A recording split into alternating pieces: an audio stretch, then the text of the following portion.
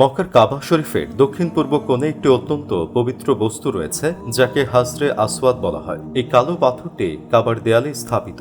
ইসলামে হাজরে আসওয়াদকে অত্যন্ত পবিত্র বলে মনে করা হয় এবং হজ ও উমরা পালনকারীরা কাবা শরীফ তাওয়াফ করার সময় এই পাথরকে স্পর্শ করার চেষ্টা করেন। ইসলামী বিশ্বাস অনুযায়ী হাজরে আসওয়াদের উৎপত্তি স্বয়ং জান্নাত থেকে। এই পাথরটি ইসলামী ইতিহাসে বিভিন্ন ঘটনার সাথে জড়িত এবং মুসলমানদের জন্য একটি গুরুত্বপূর্ণ ধর্মীয় প্রতীক। বর্তমানে হাজরে আসওয়াদ দেখতে কুচকুচে কালো আর নাম হচ্ছে হাজরে আসওয়াদ বা কালো পাথর। কিন্তু একটি কথা বহুল প্রচলিত যে হাজরে আসওয়াদ প্রথমে ধবধবে সাদা ছিল। কথাটি সত্যি। এই সম্পর্কে হাদিসে এসেছে হাজরে আসওয়াদ ধবধবে সাদা ছিল, এটি একটি জান্নাতি পাথর। প্রিয় নবী সাল্লাল্লাহু আলাইহি ওয়াসাল্লাম এমনটি ঘোষণা করেছেন। হাদিসে পাওয়া গেছে হযরত ইবনে আব্বাস রাদিয়াল্লাহু তাআলা আনহু বর্ণনা করেছেন রাসূলুল্লাহ সাল্লাল্লাহু আলাইহি ওয়াসাল্লাম বলেছেন, হাজরে আসওয়াদ জান্নাত থেকে এমন অবস্থায় অবতীর্ণ হয়েছিল যখন এটি দুধ হতেও বেশি সাদা ছিল, কিন্তু এটিকে আদম সন্তানের গোনা এমন কালো করে দিয়েছে। হাজরে আসওয়াদ একটি আলোকপ্রভা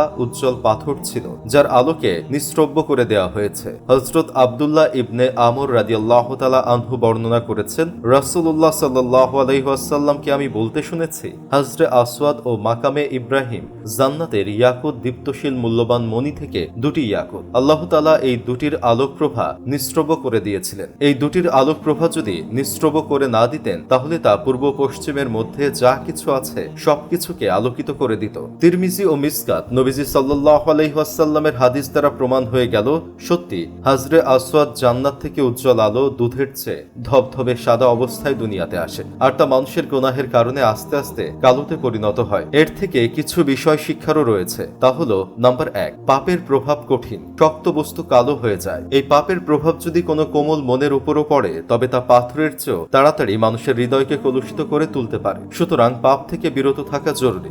2, হাজরে আসওয়াদ কাবা শরীফের দক্ষিণ পূর্ব কোণে বরাবর 1.5 মিটার উচ্চতায় কাবা শরীফের দেয়ালে গাঁথা ছিল।